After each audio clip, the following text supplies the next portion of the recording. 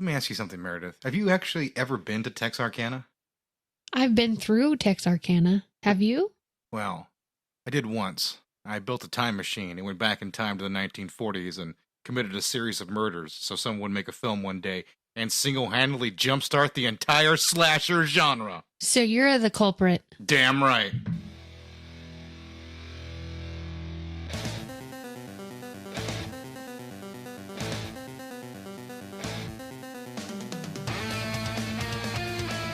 Hello, everyone, and welcome to Gritty REboot. Yeah, woo! I'm Pedro. I'm Meredith. And today we'll be talking about a pair of films. Today is The Town That Dreaded Sundown. Not Sunset, like I've been saying like an idiot for like a month. You've been confusing the shit out of me. Yeah, I know. I kept saying Sunset every time for no particular reason. So I guess the thing about today is, first off, happy Thanksgiving to everybody. Yep, gobble gobble. Gobble gobble, that's right. We had a real beautiful feast today. We had turkey, stuffing. Meredith was up very early making it. It was all fantastic. Wow. Yeah, it really was. Great stuff. That was a lie. We were recording early here so we can be off on Thanksgiving and not have to worry about coming in here and having to record anything for you guys. So I was going to do a whole bit, the whole episode, where Meredith was like, I was going to ask you, how'd you do the green beans? Those were good. How was the pecan pie? But she sabotaged it in the first bit. That's textbook Meredith. You should have told me we were doing a bit. I can't tell you we're doing a bit. I got to get the honest reaction from you. That's what the fans want. I could be a star-studded actress. Is that the case? Yes. All right then. Samuel P. Fuller, age 24. Linda Mae Jenkins, age 19. Brutally attacked March 3rd, 1946. Howard W. Turner, 29. Emma Lou Cook, 17. Bodies discovered. So, I guess I should ask you, how familiar were you with this film series? I have never seen it. You'd never seen it? Had you heard of it, though? I had heard of it. Okay, I didn't know if that was one of those things. I know a lot of people are almost so unfamiliar with the series there. It's got such a storied history. It really does. It absolutely does. Obviously, we're talking about our first film here, and that's 1975's The Town That Dreaded Sundown. 76. 76. Yeah. I'm sorry, 76. See, I can't ever get these dates right. So, this movie was made by not Dutton. My notes have already failed me. Charles B. Pierce. This movie was made by Charles B. Pierce, and he was a very unique filmmaker. He had done a movie called The Legend of Boggy Creek? Yeah. Right before this one, and that was in a very similar style to this, I guess, how do you put it? Quasi-documentary style film? Yeah, in fact, some of the scenes shot in Legend of Boggy Creek is also in this film. I'm not surprised by that. Very similar area, oddly enough. Yeah. If you've been through that part of Texas and Louisiana, they can look pretty similar. Yeah. So it's not that surprising at all. A lot of people come to Texas just sort of assume it's kind of like a desert or anything like that, but Texas actually has a wide variety of climates if you go from one side of the state to the other. We got mountains. Yeah, pure desert in El Paso. You got mountains up north in the Panhandle. You have flat area right through central Plains. Texas. And then you're going to get the marshes and swamps by the time you're in East Texas. Yeah. You got the beach. There really is a wide variety of stuff here. But listen, this isn't an ad for Texas. No, it's not. No, it's not. Please go to another Go somewhere state. else. That's not true. I love Texas. I know you do. I do. That's right. The stars are bright, deep in the heart of Texas. We mistimed that clap a little bit. That's okay.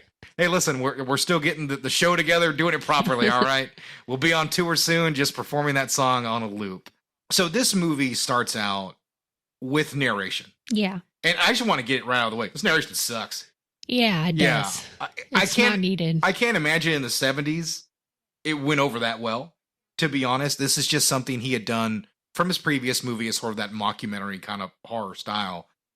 Laying a template for something like Blair Witch way before that was even a thought in anybody's head. I don't know how many movies had really used true crime as something to sort of base a very fictional movie off of like this. Obviously, there had been Texas Chainsaw Massacre, which is roughly based off of Ed Gein. But notice I use the word roughly based. Oh, loosely. Yeah, I mean, it takes a few elements from some of the things that Gein did. But, I mean, otherwise, Texas Chainsaw Massacre really doesn't have anything to do with Ed Gein at all. No.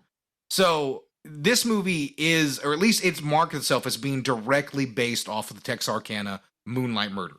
Yes. And as we say that, this isn't exactly the most accurate version of the story that people tell about the Moonlight Murders. No. So the movie comes right into the first murder sequence.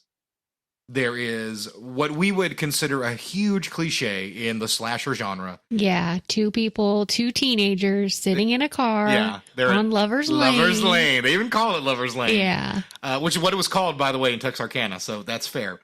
And then they observe somebody watching them. Mm-hmm. The old cliche, they see somebody watching them and they continue to have their little romantic moment until they are confronted by the Phantom. Yeah. It appears that the girl ends up on the side of the road. Yes. And we don't really find out what happens to the boy until later. Yeah. Now, this is... we just assume he's dead. Yeah, we are left to assume that. I know he has some days to recover in the movie, but it's not that big of a deal, in all honesty. The movie timeline is a bit condensed. For some reason, the movie starts off with on March 3rd, 1946 or whatever. But March 3rd was not the date.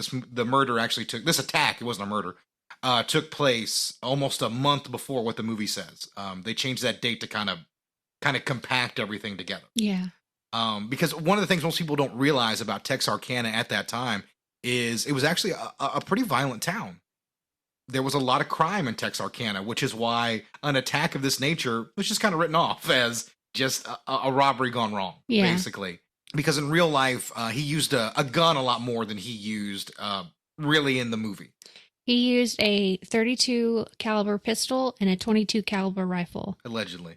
A lot of this is allegedly. We talked about this earlier, that even some of the eyewitnesses it's not that what they're saying is a lie or anything.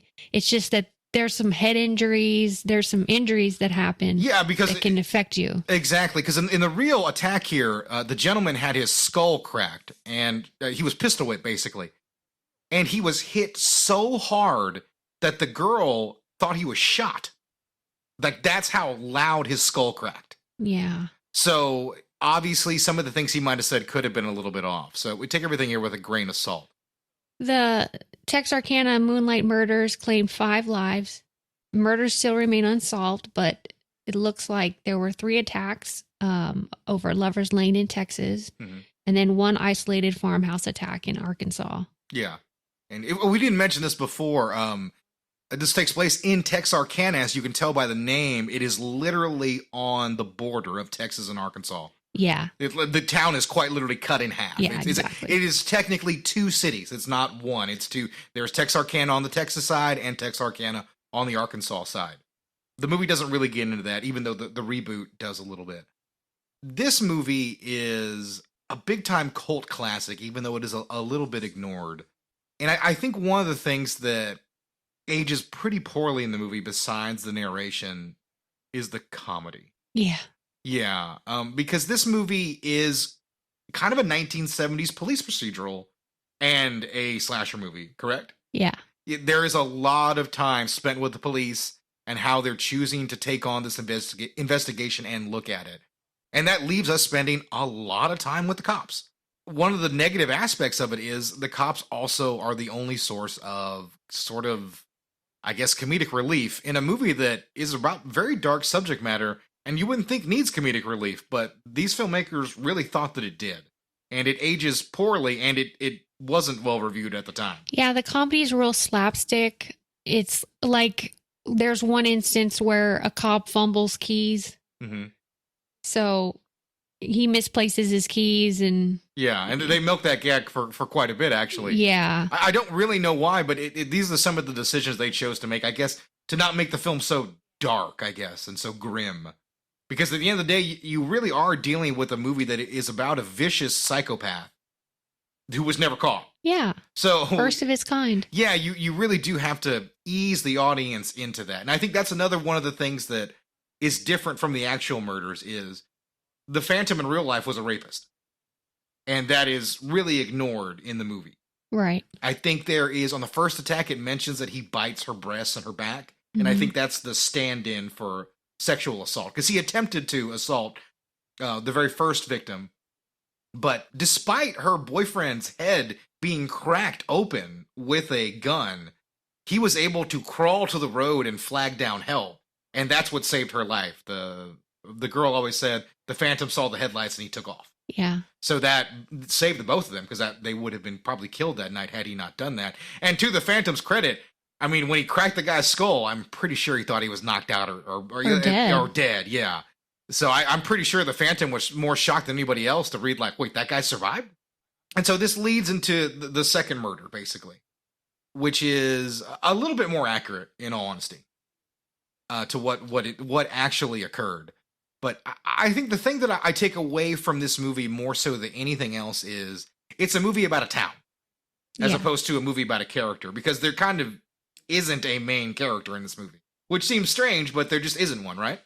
Yeah, Texarkana is the character of this movie. Exactly, yeah. It reminds me a lot of something like Silver Bullet or Scream. Now, those are two very different films, but those are movies that are basically kind of about like the effect of a killer on a small town.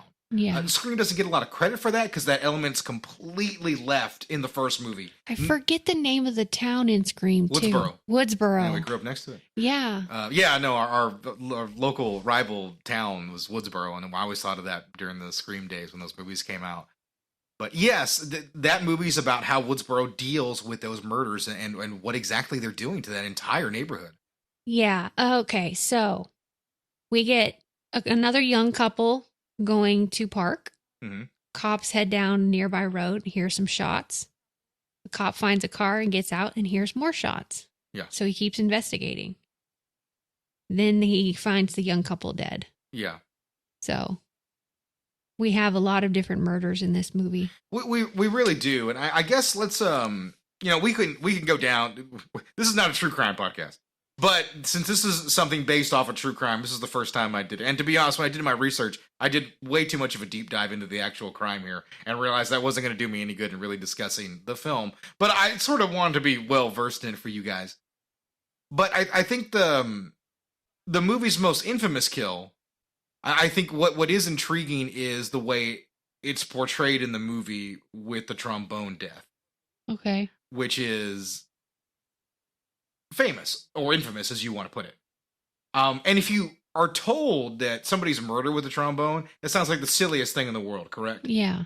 And I mean, how do you feel about it? I know I've sort of joked about a trombone death for a long time, and this would be the first time you actually would have gotten to see it, actually in the movie. I don't even know if you've seen the clips. Well, I can tell you, if we're going to jump around, I can tell you that the trombone death in the reboot is much better. It's more grittier. Yeah. This death is kind of cheesy. Yeah. I mean, it really is. I love the reputation. I don't know why a trombone. Yeah, because in real life, she was a saxophone player. Yeah. Yeah, so they changed that. She was a saxophone player, and that was one of the things they tried to use to find the Phantom, and it didn't work. But they switched this to a trombone. I'm assuming one of the filmmakers had a great idea. I tried to look for any information about it, and I couldn't find anything that was like, oh man, I was obsessed with trombones or anything like that. So it made things.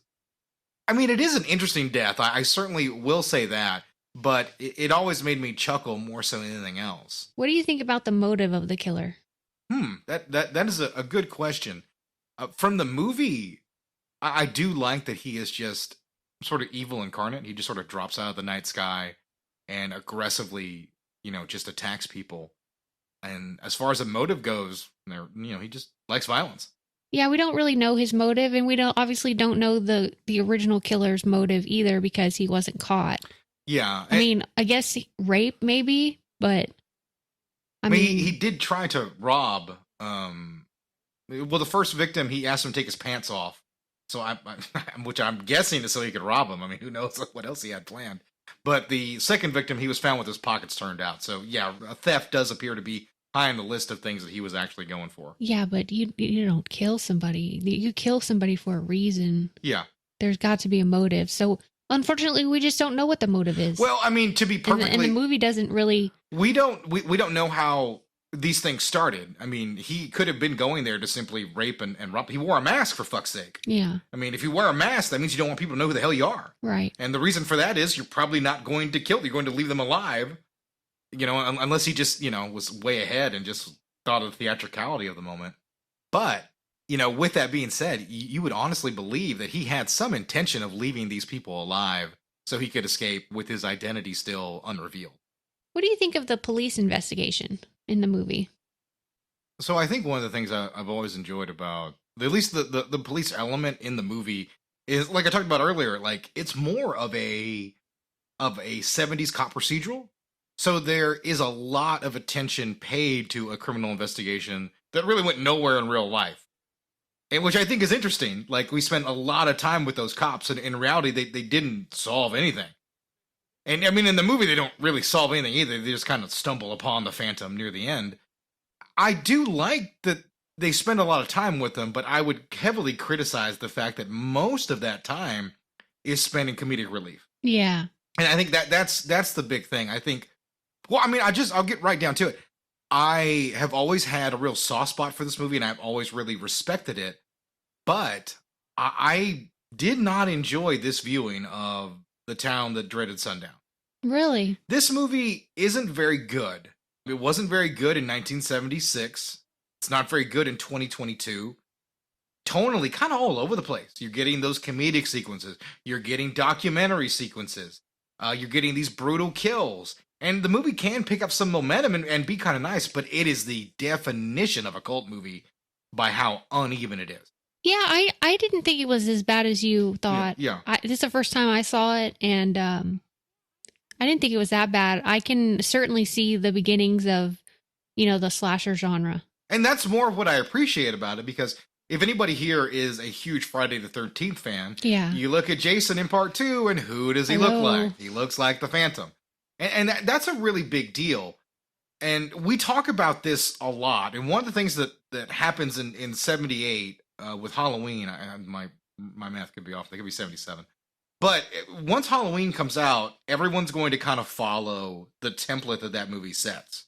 And I like this era of horror movies in the 70s when the template hadn't really been set for what slashers were going to grow and to become. And this movie doesn't have that, which I like.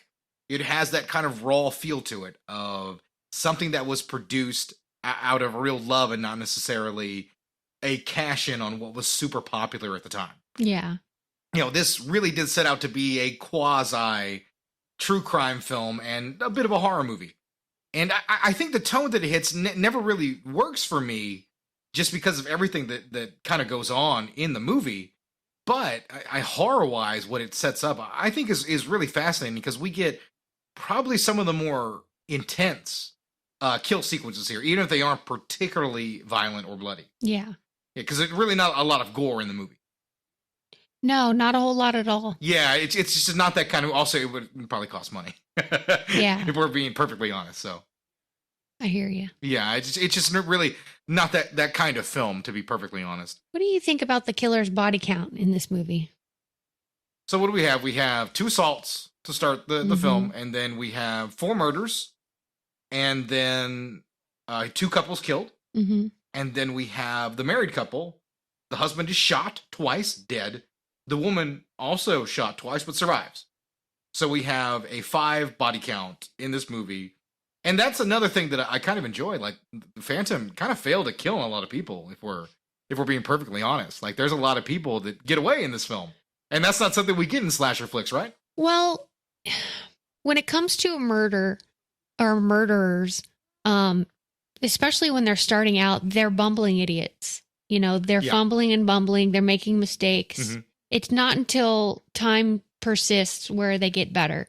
And this is this killer. Yeah. He just started killing people in a small amount of time in a small town. Yeah. And he's perfecting his modus operandi. Yeah, now I agree with you on that one, that he is sort of learning on the job, and that's fine by me. Like, he's aggressive, he makes mistakes. You know, he tries to dive into vehicles with Yeah. glass still exposed on the window that he just shattered. You know, he's an impulsive, violent man. He's very impulsive. And I mean, I like that portrayal because, in all honesty, once we really get into the slasher craze, like they all sort of become Michael Myers, you know, until we get Freddy Krueger, and then they all try to be Freddy Krueger. So to see somebody like this is a little bit more interesting because, first off, obviously the Phantom is a human. He is not supernatural in any way, shape, or form because he really did exist. But, and even then, the movie could have taken license, and it doesn't do that. It keeps things very grounded in reality and has this, you know, violent guy. You know, he doesn't even, like I said, he fails to kill a lot of people. It's an interesting portrayal in that respect. And I did like that. Yeah, I did too. Since we talked about the police investigation, did you feel any different towards the police investigation towards the end of the movie? No. So you felt the same throughout? Yeah, yeah. Okay. I mean, there's a few nice moments, and you know, I mean, that's about it, really. There's a couple nice moments here and there between the cops as things go on. The Texas Ranger character is, I guess, one of the more interesting characters in the movie. However, I will say this. In real life, that character wasn't really helpful to the investigation, in all honesty, even though he was incredibly famous. He was a very well-known Texas Ranger. His name escapes me right now. I have to check my notes for it, and I don't have them. But do you have it? You gonna save me here? Save me, woman! Yes, I had it. Yeah, I don't... gosh, I can't see it in my notes, but I know I wrote it down somewhere. Who that guy is. Yeah, and he was, like I said, very infamous at the time, had crazy methods, and he was a big fan of calling press conferences and courting the media. So that is something else to keep in mind as well about the character. And some of that kind of translate to his film version as well, but it's not exactly... There isn't a real great character in this movie, which is the downside of it being about a town. If anything, Texarkana is the only character that's interesting. This movie was shot in anamorphic 35mm Panavision. How do you feel about the way it was shot? It was shot anamorphically? You sure about that? Yep. Mm-hmm. Huh, it doesn't look anamorphic. Huh. I thought it was weird too. That's why I wrote it down. Yeah. Anamorphic has a really unique look to it. I'd have to check. You know, to be honest, I usually check tech specs, and I did not with a movie this low budget. That's pretty impressive. They were able to shoot anamorphically on the kind of budget they were, especially as early as the movie took place, because it was a big deal when Carpenter did it in Halloween, especially at their budget level. So, I mean, the movie does have a great look to it. We were lucky enough to catch the movie off of Shout Factory's fantastic transfer. The movie looks great. It really does. Whatever stock this was shot on, a lot of the scenes really look fantastic, and you can see the times they miss focus and stuff like that, clear as day in 1080p. It really looks good, to be perfectly honest. The copy that we watched looked really good. Yeah, I mean, you're just not really dealing with the issue anymore of finding any kind of cult movie with the slightest amount of recognition that's going to look like crap anymore. You're just not finding that problem. You know, a lot of great companies, you know, from starting from Anchor Bay in the late 90s to Shout Factory today and places like that, Arrow, have really done a fantastic job giving us great transfers and versions of these movies with even really awesome special features. Mm-hmm. So this movie has, like I said, a cult status. Originally sort of reviled in the town of Texarkana. Now the movie's utterly embraced in Texarkana. Yeah, they do basically a holiday every year at around Halloween. They show it. Yeah, they always have sort of like a drive-in. It's the last movie always shown at their drive-in festival before Halloween or on Halloween. And it's something I think anybody can head and go to. I think it's an interesting thing to head to that town and be able to see the movie it's famous for. Yeah. A very interesting thing. And to me, that's the lasting legacy of the movie, is keeping Texarkana and this a very famous case in the limelight. As you're talking about an unsolved murder from the 40s, I don't think anybody would really even remember or talk about it except for the biggest diehard true crime guys. But the story lives on because of this film. Yeah. As odd and low budget as it is, you know, it still lives on, you know, because of that. And the legacy of this film led to a very unique sequel/reboot.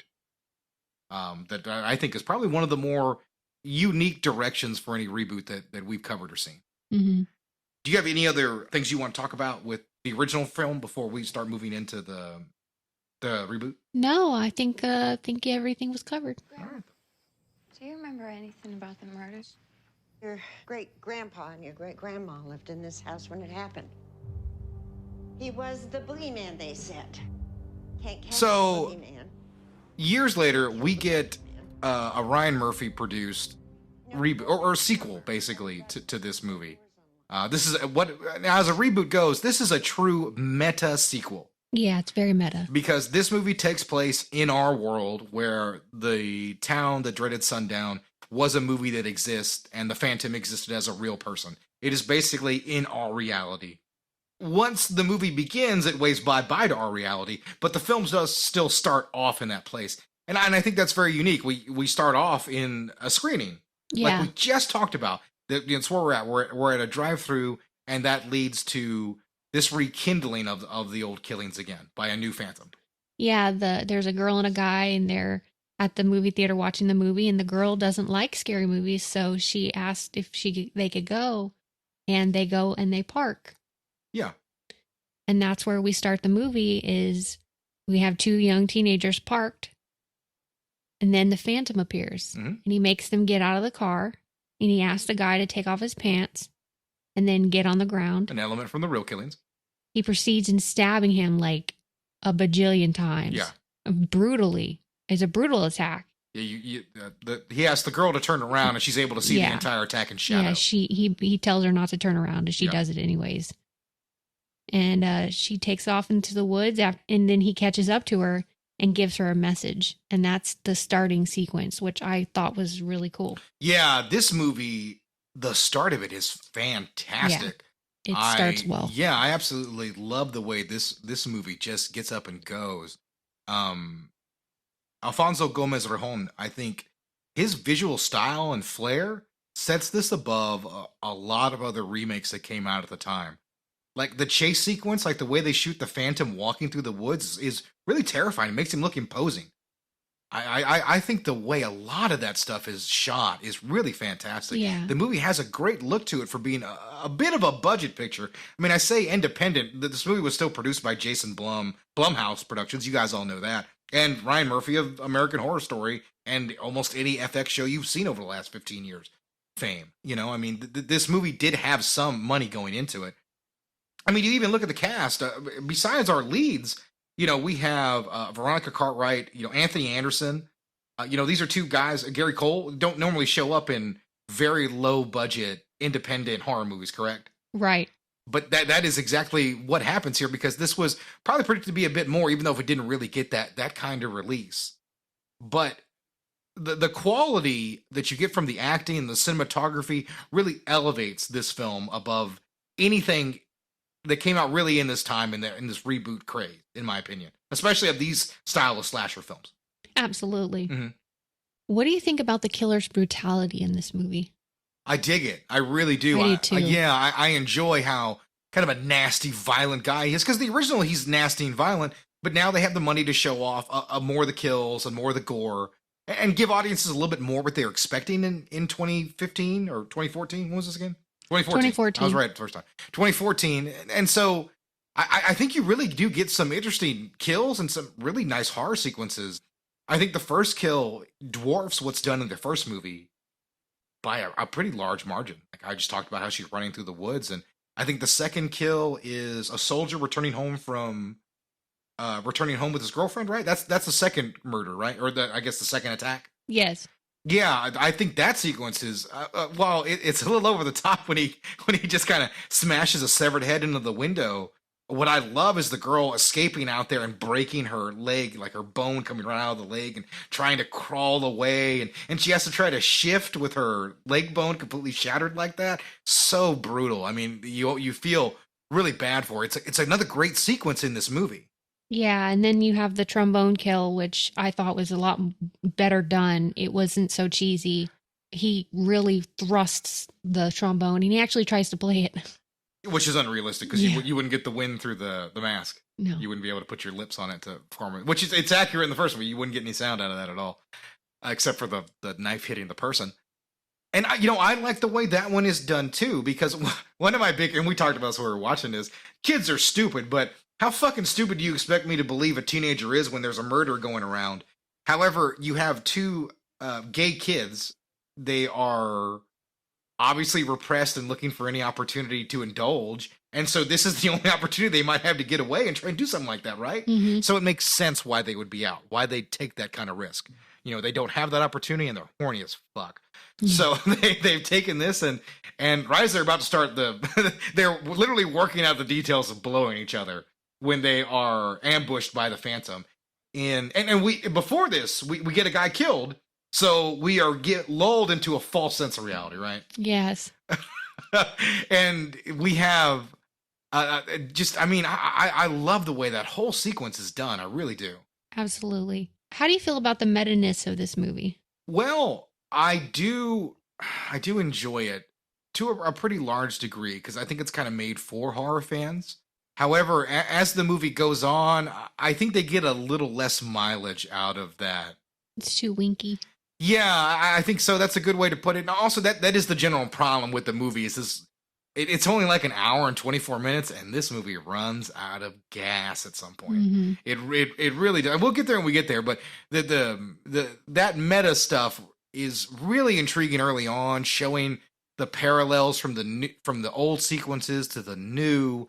All that works incredibly well. Anthony Anderson sitting down to have to watch the murder, and his Texas Ranger character very much apes what the one was in the original. And Anthony Anderson's really good, but once again, as the movie moves on, it's a little bit diminishing returns. Well, Lone Wolf Morales is a composite name between real-life Texas Ranger Captain Lone Wolf Gonzalez and J.D. Morales. So that was the guy. That was the dude. Yeah, I had it written. You had it there. I told you I had it written down. Yeah, you did. Yeah, no, I remembered Lone Wolf was a part of it, but I didn't remember his actual name. And it's Gonzalez spelled Gonzaullas. Oh, really? I'm completely unfamiliar with that spelling. Yes. Yeah, maybe. I would never guess it was said Gonzalez, so. I just assume it's Gonzalez, just a different way to say it. Yeah, no, because I heard it. But it's got two L's in it, so I don't know if it's Gonzalez. No, it's Gonzalez, because I listened to a podcast earlier where they talked about the murders, and that's how they said it. Unless that guy screwed it up. You never really know when you just read something, guys. That's how it works out. Do you think the movie is a fan service to itself, being meta? You mean like the movie circle jerking to itself, basically? I mean, kinda. I mean, if we're going to be perfectly honest, I mean, that is sort of it's a very self-indulgent. That's why I wrote the question down. Yeah, it's a very self-indulgent sort of film in that respect. I don't hate that element of it, and I think you can kind of nail a movie like that. I mean, they're tough to do, and this isn't like adaptation where someone is doing something very clever with the idea of revisiting an idea or something like that.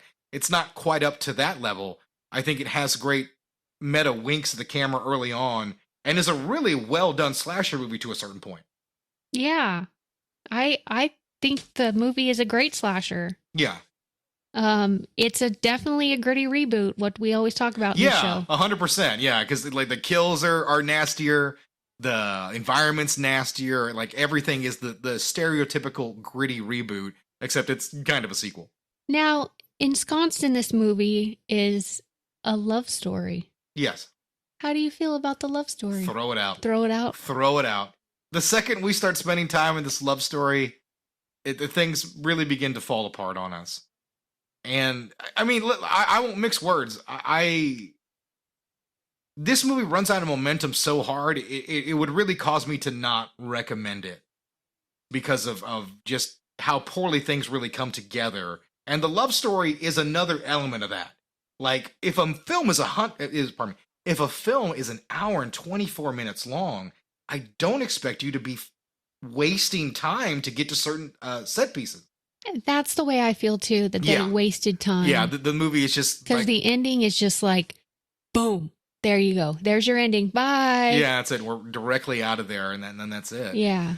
Yeah, I mean, it doesn't work. I mean, we'll get there in a sec, but it's just one of those things. Like, I couldn't believe how much this movie ran out of gas at like the hour and 5 minute mark. Did you know that Thomas Mann was considered for a role in this film? I don't know who that is. Oh. Who's Thomas Mann? I don't know who that is either. Yeah, I've never heard of him. I thought you would know, No. being a film guy. No.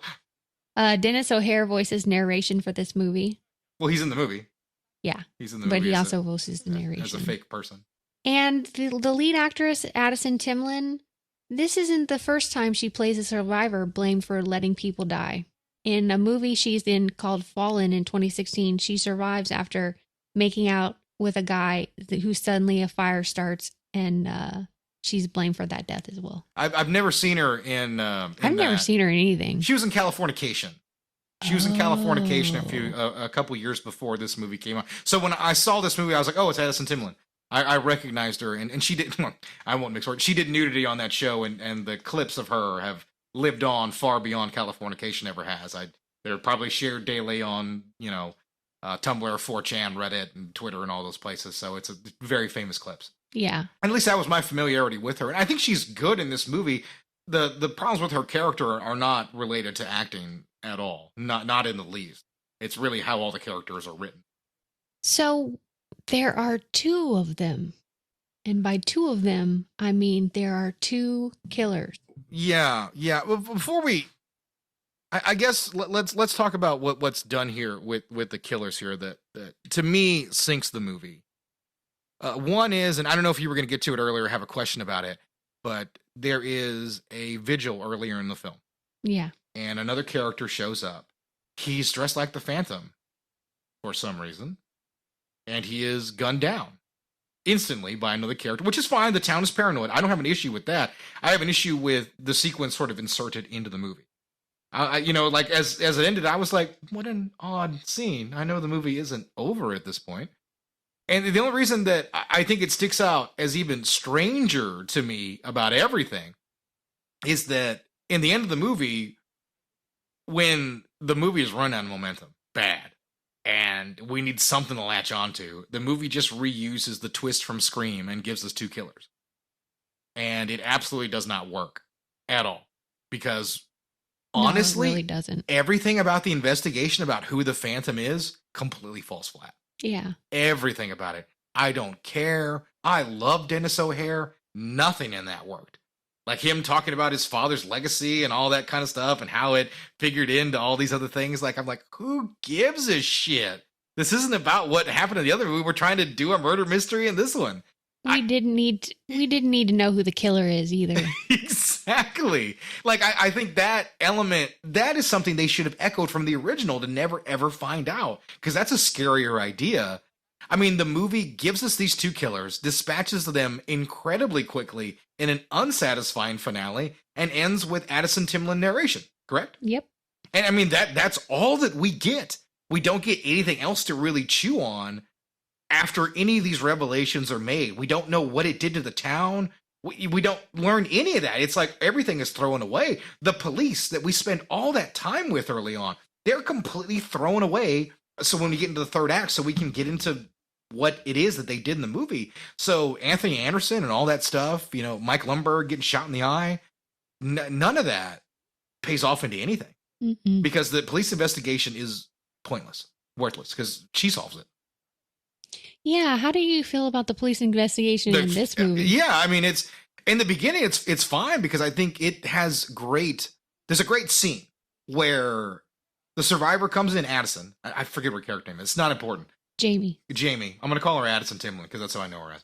Anyway, Really? she goes there. Get out of here with your facts. I know, God. She's talking to the cops and she's sort of laying out her theory.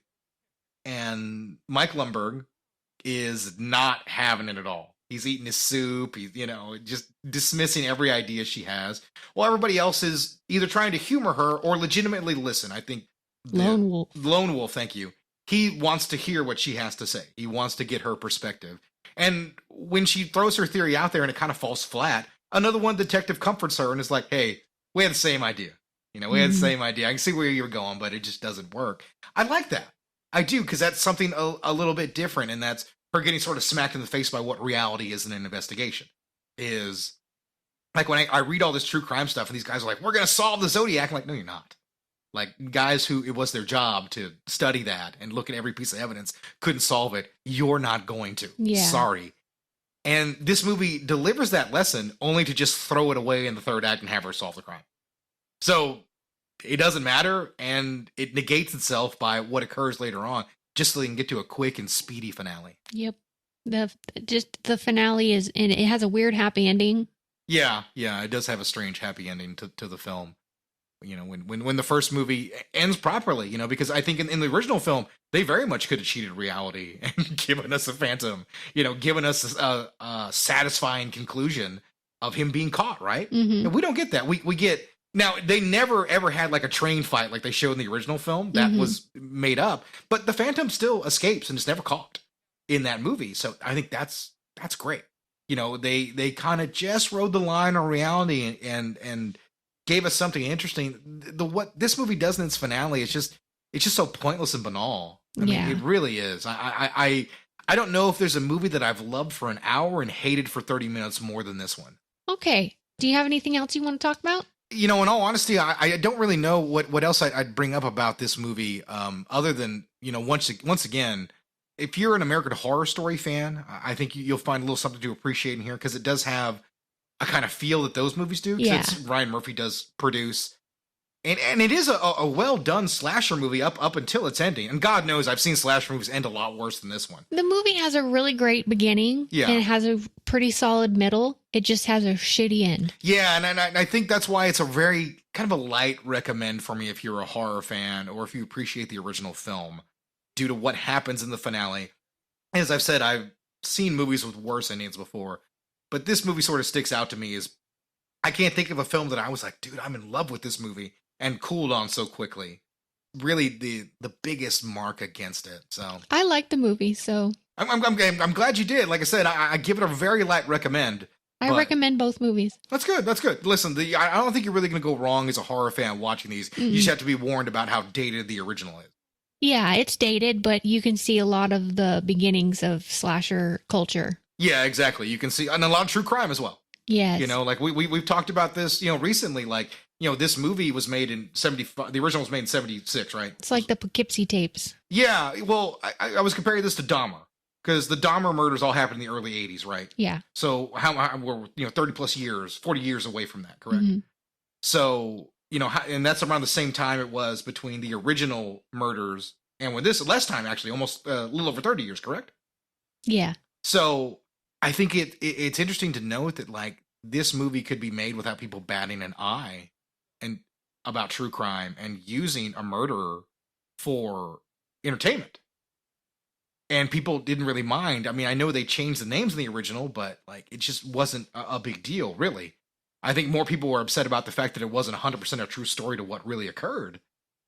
And, now I think you've seen a backlash against true crime being used as entertainment.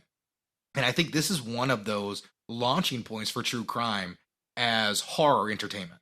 Yeah. Because I just don't think that was something, I think true crime was documentary style, and you would take some inspirations from. And I think this movie really began the idea of, no, we can just tell murders straight and directly how they happened, or just take some liberties here and there to make it fun and interesting. Well, I don't want to spoil it for anybody, but spoiler alert, that's kind of how Ryan Murphy does his new season of American Horror Story. Yeah. He very much takes the horror from true crime. Yeah, and listen, personally, as an artist, I don't think there's anything wrong with that. I think you're allowed to draw really inspiration from anywhere, but you got to be mindful about the people who, could watch it and be like, oh, hey, look, they're dramatizing the death of my great uncle. That's awesome. Yeah. Because these are still real people who lived through these events, and a lot of these, these murders, they echo throughout, generations, where they've ruined families and things like that. So there are always tolls that come from telling these kinds of stories. And it's something that wasn't considered then, and it has to be handled much more carefully now. As even, like I said, dissecting a real famous case like Jeffrey Dahmer took a lot of criticism, even though, in all honesty, I thought it was a pretty good portrayal, in all honesty. I thought it was. Yeah, because I didn't think they romanticized the man at all, like I've seen a lot of other films do with real serial killers. So I did appreciate that. But it is just something to look back on of, the horror beginnings in this movie, all those things it sets up for that genre, and true crime. Yeah. A very unique sort of pivot point for those two genres, and a point where they came together. All right, so reviews for the 1976 version. I'm very curious about this. User reviews are 3.8, 42% on Rotten Tomatoes, 6 out of 10 on IMDb. And then I have a 1-star review here. Okay. Are you ready? Hillbilly slasher film. Prescient in its presentation, perhaps, though no better as a production, simply for being an early precursor to the dead teenager movie genre. By the way, he used the word prescient, and he deserves a medal for that, because that's a good word. Oh, yeah, it is a good word. Absolutely, yeah. Anyways, based on the 1946 Texarkana Moonlight Murders story, follows the fruitless efforts of the Arkansas police force to trap and apprehend a hooded sadist who attacks, tortures, and often kills sweetheart teens in parked cars. Ben Johnson, playing a no-nonsense Texas Ranger summoned in lead the manhunt, is introduced to us as a legend, a man among men, yet his tactics don't seem any better than those employed by the local law. Narrated by Vern Stearman in somber tones, much like a Twilight Zone episode, the picture is a cheap and pedestrian piece of goods, unpleasant in the extreme, with the boys being clubbed over the heads and screaming girls crawling through meadows and cornfields. Some of the point-of-view photography was ahead of its time, yet the handling in general is so awkward and the victims are viewed so unsympathetically by the filmmakers that indifference finally sets in. Without genuine suspense, the movie amounts to little more than target practice. I thought it was a really well-written review. Yeah, no, I certainly think so, and I can't argue with anything that he says. Like I said, I have a soft spot for the movie because of its cult status, but I mean, it is a fair point. It's amateurishly made, and there's a lot of mistakes made in the movie that really hurt the actual pacing and how it works. So I think it's a fair critique. I very much do. A lot of guys all rip when I don't think they're, I don't think they can back up their point. You're always allowed to have a different opinion on the movie, but you sort of have to try to make your point. Mm-hmm. And I think he made his point pretty well, in all honesty, in that review. Yeah. Yeah. Very well done. Do you have a Mr. Ebert review? Well, so this one's a little bit different. I do not have a Roger Ebert review. However, Gene Siskel reviewed the original film. Okay. So that's something we don't normally get. We always talk about Ebert. We never really talk about Gene Siskel. But as far as I could tell, I couldn't find any results at all for Ebert reviewing the film in any way, shape, or form. But here's a quick blurb from Gene Siskel. He gave it a 0.5 star out of 4 and called it a dumb film and ends unsatisfactorily without knowing who the killer is, his motive, or whether he is dead now or alive. Which is true. Once again, this is the only blurb I was able to find from that. Roger Ebert's reviews are all cataloged from when he started working for the Chicago Caller-Times. Gene Siskel doesn't get the same treatment, apparently, because I was not able to go and find a full written review, only this blurb. But the movie was incredibly poorly reviewed when it came out. I can't stress enough. Critics really despised the movie, and it was really only horror fans that elevated it over time. Yeah. Okay. So the meta sequel here we have, you got a 4.3 in user reviews, 66% on Rotten Tomatoes, and a 5.6 out of 10 on IMDb. And here's our 1-star review. I'm from Texarkana, and I've been reading up on the Phantom Killer for quite some time, along with watching the original. I must say that I enjoyed the original better. The new one has way too much nudity. It's really graphic. You can actually see genitals. Seemed as if they focused more on that than actually getting the storyline correct. And why were they dressed like they were in the 70s? Fair point.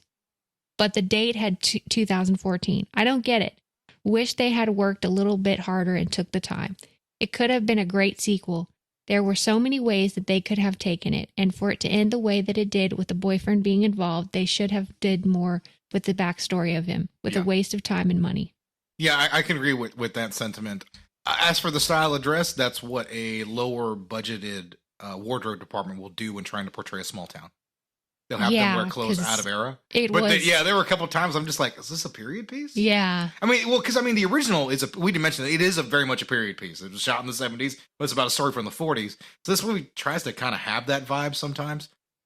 I'm trying to, now thinking about the nudity, I can only really remember with the soldier and his girlfriend, there's a fairly graphic sex scene. And as a matter of fact, I know he picks her up and turns her over and she has to put her hand over her crotch to not show that and his dick. which I thought, which he's not, you couldn't see his dick. He has a cock sock on. There's no nudity, really. There's hardly ever any male nudity in a film, guys. A guy always has like a cock sock on, and that's exactly what it sounds like. It's just a sock you put over your penis. And it isn't seen, and it's always jet black, as dark as night, so it falls into shadow. So you really can't make out any detail on it.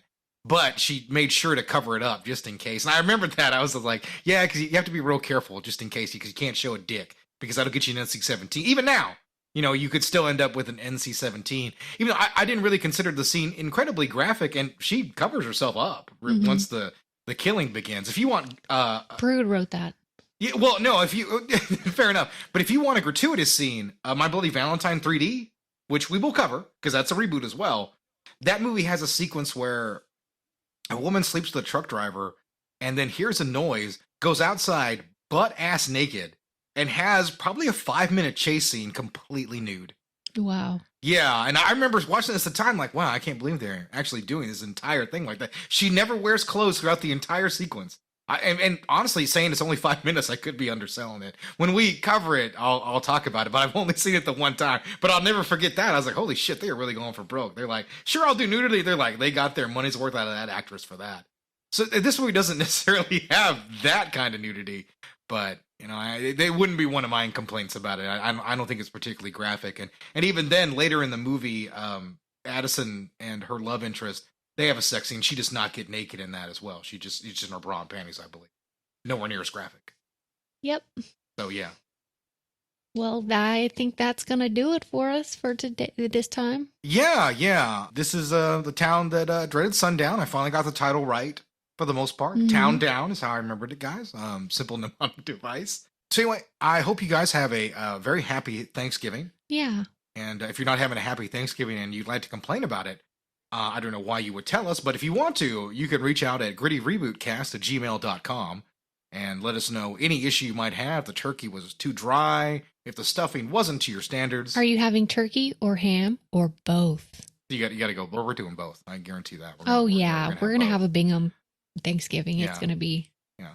Way to give out your last name. Why not give your social security number while you're at it? That's not my last name. Forget I'm married. That's right. Are you?